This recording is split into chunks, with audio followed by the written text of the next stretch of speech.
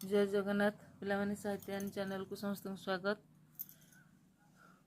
पिलामाने class आरंभ कही रखुची channel को सब्सक्राइब कर शेयर कर अधिकार अधिका पिलामान पाखे पहुँचाओ जो मैंने जानी ना से मैंने एथर किसी उपकार पातु मोर यहाँ आशा तेना आशा करुच्ची तुम मैंने अधिकार अधिका पिलामान भितर बैचमेट भितर शेयर कर। अच्छा आज आम पढ़ा 24 गुरु प्रसंग भागवत पढ़ुले तो तार प्रथम पढ़ी आम पंचसखा जुग पंचसखा और जगन्नाथ दास विषय रचना विषय आज आम पाठ्यांश भितर को आसवा पूर्वर भी टी भागवत ग्रंथर वैशिष्ट्य विषय आमको जाना पड़ो। तेरे आम जानी जे जगन्नाथ दास द्वारा रचित ओडिया भागवत ओडिया साहित्य गोटे अमूल्य संपद। यह सारल महाभारत दांडी और दांडी रामायण परी ओडिया साहित्य गोटे बहुमूल्य रत्न।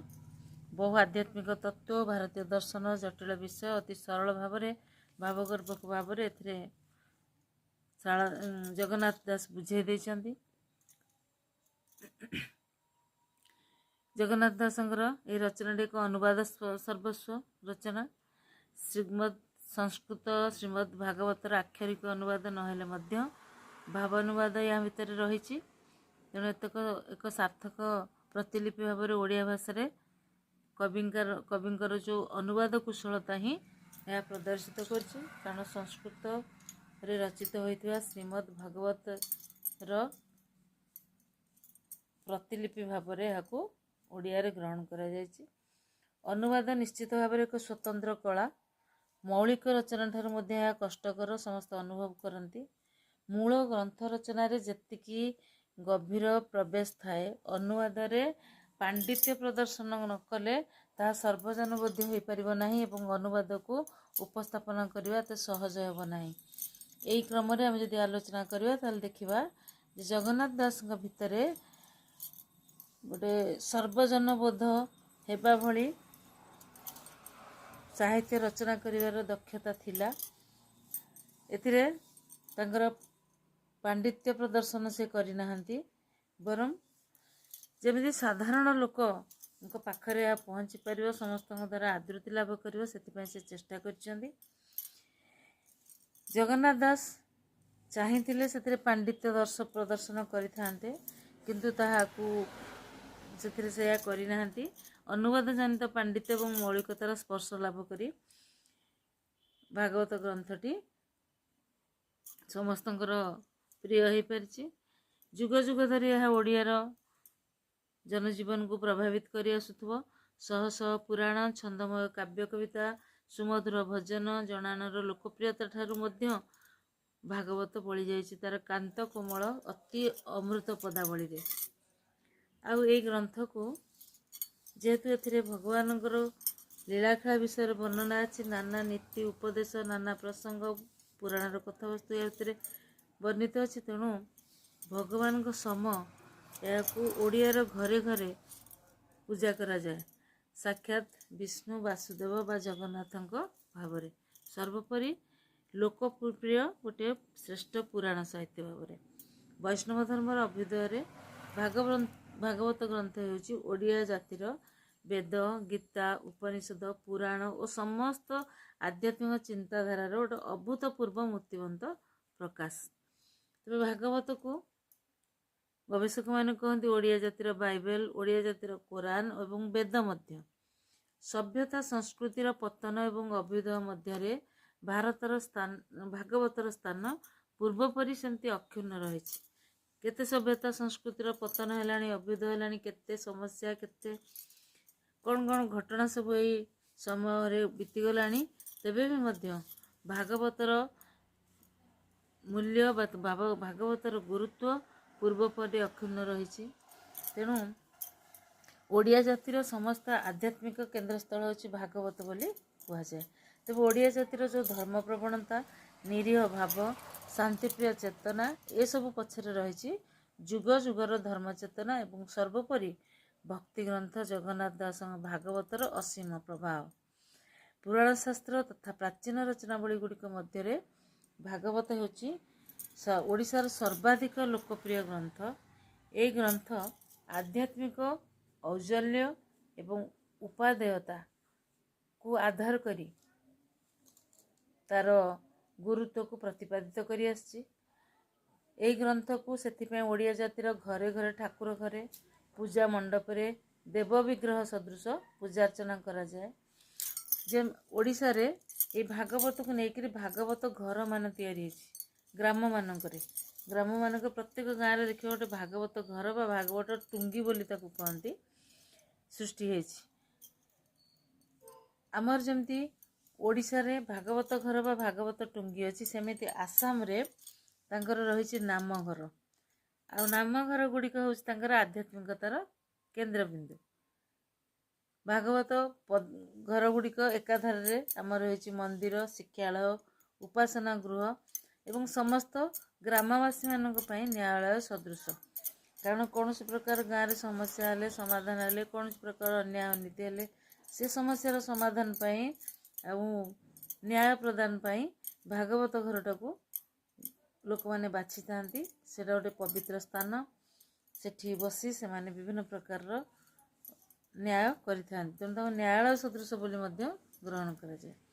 एही स्थान रे समस्त विषय विचार आलोचना मध्य हुए। भागवतर लोकप्रियतार यह ही हूँ सर्वश्रेष्ठ निदर्शन। जदि भागवत केते लोकप्रिय बोली किए जदि केबे भाबंती जानिबा पई भी एमिति ओडिया जातिर जनजीवन एमती किछि केतोटी घटनावली को देखिले बा किछि कार्य को देखिले जे के लोक अनुभव करि परिबे जे ओडिया जातिर लोक मानक जीवन रे भागवतर स्थान केते उच्च रे। व्यासंकृत मूल भागवत जो संस्कृत भागवत व्यास रचना करते व्यासदेव श्रीमद् भागवत से श्लोक संख्या हूँ 18,000 मात्र। जगन्नाथ दासंग ओडिया भागवतर पद संख्या हूँ 71,076। कवि कवित्व एवं कल्पना विलास सहित तांकर स्वकीय मौलिकता एथिरे एई पद गुड़ी को वृद्धि करिबारे मुख्य भूमिका ग्रहण करछि।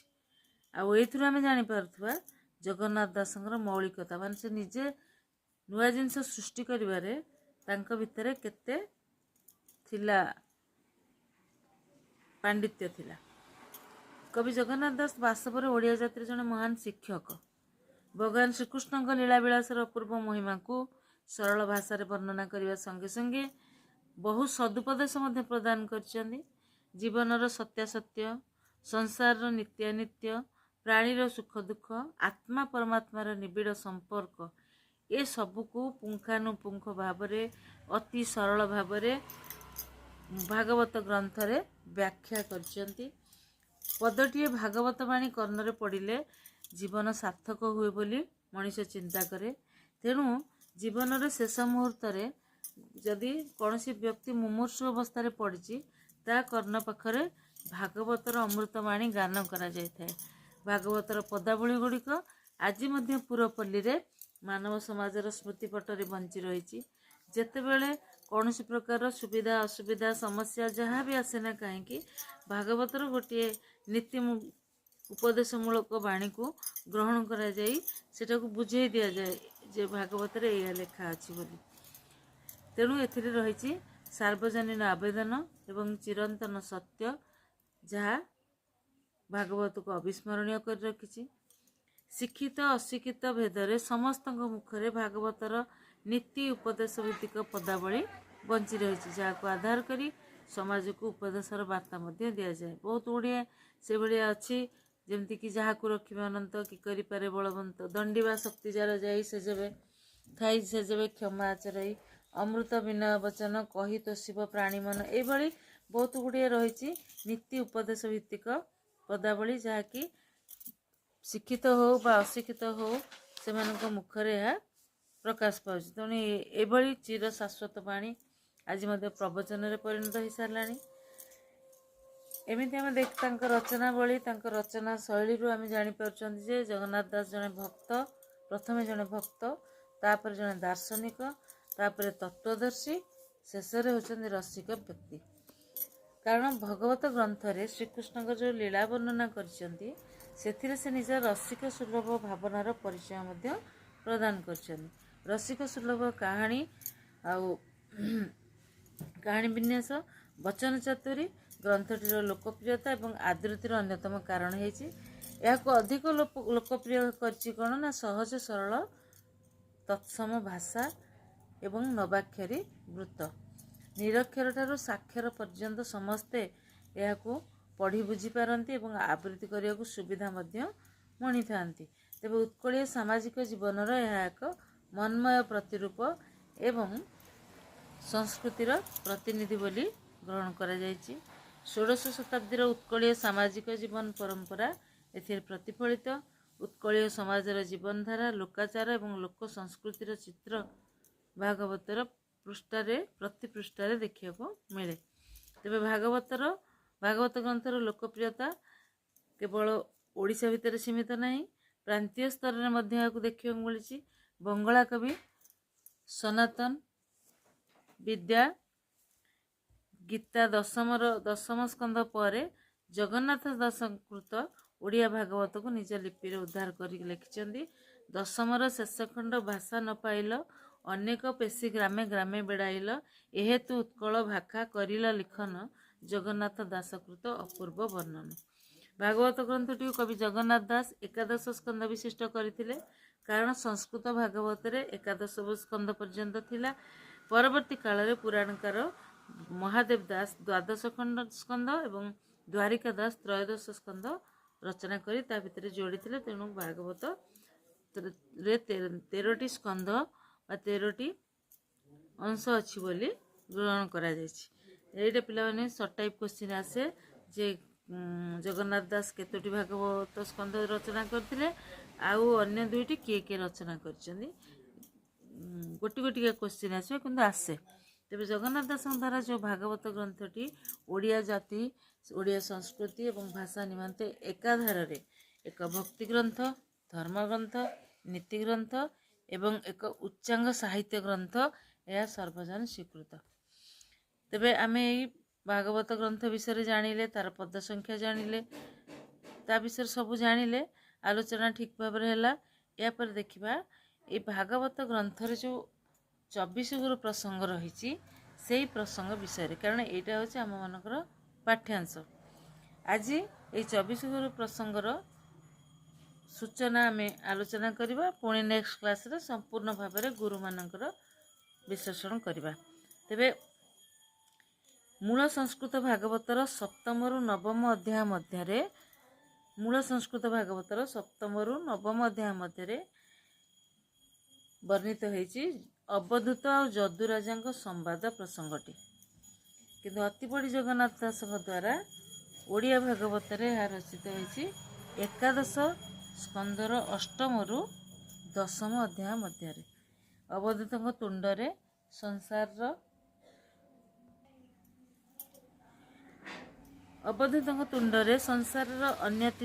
ଅନିତ୍ୟତା ସହିତ ମଣିଷର ଯେଉଁ ନିରାସକ୍ତ ଯୋଗ ସମ୍ପର୍କରେ ଏଥିରେ ବ୍ୟାଖ୍ୟା କରାଯାଇଛି।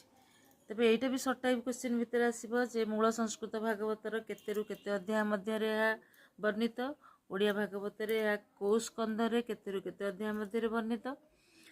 ଏଥିରେ କ'ଣ କରାଯାଇଛି ନା ସର୍ବଂସହା ମାତା ପୃଥିବୀ ପାପ ଭାରରେ ଭାରାକ୍ରାନ୍ତ ହେଲେ ଭଗବାନ ଅବତାର ଗ୍ରହଣ କରନ୍ତି ତାହାକୁ ମୁକ୍ତ କରିବା ପାଇଁ। ଏଇଟା ଆମେ ଜାଣିଛନ୍ତି, ସେଥିଲାଗି ଭଗବାନ ବିଷ୍ଣୁଙ୍କୁ ବାରମ୍ବାର ଅବତାର ଗ୍ରହଣ କରିବାକୁ ପଡ଼ିଛି। 10 ଅବତାର ବିଷୟରେ ଆମେ ଜାଣିଛନ୍ତି। ତେବେ ଆଉ ଗୋଟିଏ ଅବତାର ହେଉଛି ବିଷ୍ଣୁଙ୍କର ଶ୍ରୀକୃଷ୍ଣଙ୍କ ଅବତାର। ତାଙ୍କର ମର୍ତ୍ତ୍ୟଲୀଳାର ସମୟ ଶେଷ ହୋଇ ଆସିଛି। ପୂର୍ବ ନିର୍ଦ୍ଧାରିତ ବିଧି ନିୟମ ଅନୁସାରେ ତାଙ୍କୁ ପୁଣି ଥରେ ବୈକୁଣ୍ଠକୁ ପ୍ରତ୍ୟାବର୍ତ୍ତନ କରିବାକୁ ଅଛି। କାହାକୁ ନା ରସରାଜ ଶ୍ରୀକୃଷ୍ଣଙ୍କୁ। ଋଷିମାନଙ୍କ ଅଭିଶାପରେ ବିରାଟ ବଡ଼ ଯଦୁବଂଶ ଧ୍ୱଂସ ହେଇଯିବା ପ୍ରାୟ ପାଖାପାଖି ସମୟ। ସମସ୍ତ ଦେବତା, ଗନ୍ଧର୍ବ ଇତ୍ୟାଦି ଶ୍ରୀକୃଷ୍ଣଙ୍କୁ ଦର୍ଶନ କରିବା ପାଇଁ ଦ୍ୱାରିକା ନଗରକୁ ଆସିଛନ୍ତି। ଆକାଶ ମାର୍ଗରେ ରହି ଶ୍ରୀକୃଷ୍ଣଙ୍କୁ ବହୁ ପ୍ରକାର ସ୍ତୁତି କରିଛନ୍ତି ଏବଂ ତାଙ୍କର ମର୍ତ୍ତ୍ୟଲୀଳା ଶେଷ ହୋଇ ଆସିଲାଣି, ସେ ଏବେ ବୈକୁଣ୍ଠକୁ ପ୍ରତ୍ୟାବର୍ତ୍ତନ କରିବା ଉଚିତ ବୋଲି ମଧ୍ୟ ତାଙ୍କୁ ସ୍ମରଣ କରାଇ ଦେଇଛନ୍ତି। ଦେବତାମାନଙ୍କର ଯେଉଁ ସ୍ମୃତି ବାଣୀ ଶୁଣି ସେ 7 ଦିନ ମଧ୍ୟରେ ବୈକୁଣ୍ଠ ପ୍ରତ୍ୟାବର୍ତ୍ତନ କରିବାକୁ ଦେବତାଙ୍କୁ ପ୍ରତିଶ୍ରୁତି ଦେଇଛନ୍ତି। ସେତେବେଳକୁ ଭଗବାନଙ୍କ ଦ୍ୱାରା ସୃଷ୍ଟି ହୋଇଥିବା ଯାଦବ ବଂଶ ଉଶୃଙ୍ଖଳତାର ଶେଷ ସୀମାରେ ପହଞ୍ଚି ସାରିଛନ୍ତି। ତେଣୁ ଶ୍ରୀକୃଷ୍ଣ ନିଜେ ଚାହିଁଛନ୍ତି ତାଙ୍କୁ ବିନାଶ କରି ପୃଥିବୀର ଭାରାକୁ ଉଶ୍ୱାସ କରିବା ପାଇଁ, କାରଣ ସେ ତ ଅବତାର ଗ୍ରହଣ କରନ୍ତି ପୃଥିବୀରେ। କୌଣସି ପ୍ରକାର ଅନ୍ୟାୟ ଅନୀତି କି ଯାହା ହେଲେ ସେଥିରୁ ସେଇ ପାପ ଭାରକୁ ଦୂର କରିବା ପାଇଁ ଯେତେବେଳେ ତାଙ୍କ ନିଜସ୍ୱ ଜାତ ହୋଇଥିବା ନିଜ ଯଦୁବଂଶ ଉଶୃଙ୍ଖଳତାର ଶେଷରେ ପହଞ୍ଚି ପୃଥିବୀକୁ ଭାରାକ୍ରାନ୍ତ କରିସାରିଲାଣି, ସେତେବେଳେ ସେ ତାକୁ ଶେଷ କରିବାକୁ ଚାହିଁଛନ୍ତି। ଏହାପରେ ସେ ଶ୍ରୀକୃଷ୍ଣଙ୍କ ନିର୍ଦ୍ଦେଶ କ୍ରମେ ଦ୍ୱାରକା ନଗରୀର ସମସ୍ତ ଜ୍ଞାନୀ ପଣ୍ଡିତ ଧର୍ମପ୍ରାଣ ବ୍ୟକ୍ତିମାନଙ୍କୁ ପ୍ରଭାସ ତୀର୍ଥକୁ ଚାଲିଯିବା ପାଇଁ ଶ୍ରୀକୃଷ୍ଣ ତାଙ୍କୁ ନିର୍ଦ୍ଦେଶ ଦେଇଛନ୍ତି। ପରମ ଭକ୍ତ ଉଦ୍ଧବଙ୍କ ଭଗବାନ ପାଖକୁ ଡାକି କହିଛନ୍ତି ଯେ କଳିଯୁଗର ଆଗମନ ବାର୍ତ୍ତା, କଳିଯୁଗ ଆଗତ ପ୍ରାୟ ଧରାପୃଷ୍ଠକୁ। ତେଣୁ ସେ ବିଷୟରେ ମଧ୍ୟ ସେ ଜଣାଇଛନ୍ତି ଉଦ୍ଧବଙ୍କୁ, ଏବଂ ତାର ଭୟାବହତା କ'ଣ ହେବ ସେ ସମ୍ପର୍କରେ ସେ ତାଙ୍କୁ ସୂଚନା ମଧ୍ୟ ଦେଇଛନ୍ତି। କଳିଯୁଗରେ ଲୋକମାନେ ଦୁଷ୍ଟମତି ହେବେ, ହିଂସା କପଟାଚାର ସେମାନଙ୍କୁ ଗ୍ରାସ କରିବ, ସେମାନେ ଧର୍ମଶାସ୍ତ୍ର ଓ ସତ୍ୟବଚନକୁ ନିନ୍ଦା କରିବେ, ପାପାଚାର ହେତୁ ଅଳ୍ପାୟୁଷ ହେବେ। ଏହି ପରିପ୍ରେକ୍ଷୀରେ ସେ ଭକ୍ତ ଉଦ୍ଧବଙ୍କୁ ଉପଦେଶ ଦେଇଛନ୍ତି ଏବଂ ସେଇଥିରେ କହିଛନ୍ତି ଯେ ଦଣ୍ଡେ ନରହ ମୋର ସଙ୍ଗେ ଅରଣ୍ୟ ପଶ ଯାଇବେଗେ। ଅର୍ଥାତ୍ ସେ ତାଙ୍କୁ କହିଛନ୍ତି ଯେ ମୋ ସଙ୍ଗ ତ୍ୟାଗ କରିକିରି ବର୍ତ୍ତମାନ ଅରଣ୍ୟକୁ ଯାତ୍ରା କର। ସଂସାରର ଯେଉଁ ମାୟାବନ୍ଧନ ଅଛି ତାକୁ ଛିନ୍ନ କରିକି ମୋ ପାଦରେ କେବଳ ଧ୍ୟାନ କର। ଏ ସଂସାର ହେଉଛି ମିଥ୍ୟାରେ ପରିପୂର୍ଣ୍ଣ। ଯୋଗ ଧ୍ୟାନରେ ବସି ସମାଧିସ୍ଥ ହେଲେ ଆତ୍ମଜ୍ଞାନରେ ଆତ୍ମାକୁ ଉପଲବ୍ଧି କରିପାରିବ। ତେଣୁ ସବୁ ପ୍ରାଣୀଙ୍କର କଲ୍ୟାଣ ନିମନ୍ତେ ଧୀର ସ୍ଥିର ଏବଂ ଶାନ୍ତ ଚିତ୍ତରେ କାର୍ଯ୍ୟ କରିବାକୁ ପଡ଼ିବ। ତତ୍ସହିତ ଜ୍ଞାନ ଯୋଗରେ ମନକୁ ନିବିଷ୍ଟ କରି ମୋହରି ରୂପରେ ସଂସାରକୁ ଦର୍ଶନ କର, ତେବେ ଯାଇକି ତୁମର ଆଉ ପୁନର୍ଜନ୍ମ ହେବ ନାହିଁ। ନହେଲେ କଳିର ଆଗମନ ପରେ ତୁମେ ଯଦି ଏଭଳି ସାଧନା ନ କରିବ ତାହେଲେ ପୁନର୍ଜନ୍ମ ହେଇପାରେ। ତେଣୁ ଭଗବାନ ସେଥିପାଇଁ ସେ ତାଙ୍କୁ ପୁନର୍ଜନ୍ମ ନ ହେବା ପାଇଁ ଏଇ ମାର୍ଗ ଦର୍ଶନ କରିଛନ୍ତି। ତେଣୁ ଜ୍ଞାନ ଯୋଗରେ ମନକୁ ନିବିଷ୍ଟ କରି ସଂସାରରେ ମୋହରି ରୂପକୁ ଯଦି ଦର୍ଶନ କରିବ ତାହେଲେ ଏହି ପୁନର୍ଜନ୍ମରୁ ମୁକ୍ତ ହେବ ବୋଲି ତାଙ୍କୁ ନିର୍ଦ୍ଦେଶ ଦେଇଛନ୍ତି।